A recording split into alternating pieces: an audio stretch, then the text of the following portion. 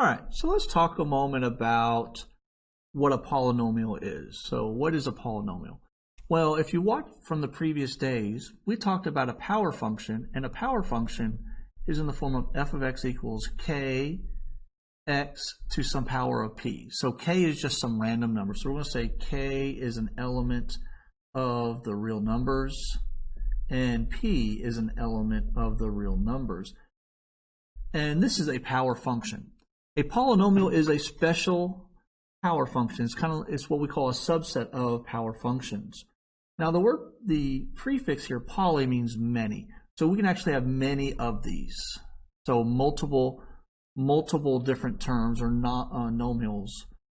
Okay.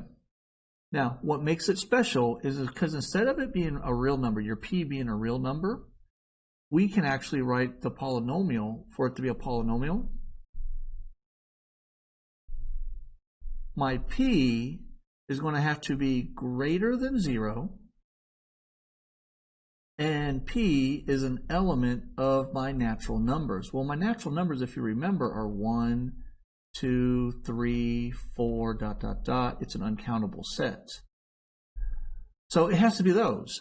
So you're familiar with polynomials because you've been doing this in Algebra 1. You did this in Algebra 2. Here's an example of a polynomial. So we could do g of x equals 4x to the 5th plus 7x to the 4th minus 9x to the 3rd plus 7. Now, if you notice here, all of my exponents is a natural number. This technically has an exponent on it as well, x to the 0 power. I don't generally include it into the polynomials. I can kind of see an argument both ways if it's included or not included. So this is just what you're used to seeing. This is the normal math that you're used to seeing. You're also used to seeing something like a quadratic, which would be like x squared minus 3x plus 4. This is also a polynomial. So one other thing that's important about polynomials is if you notice here,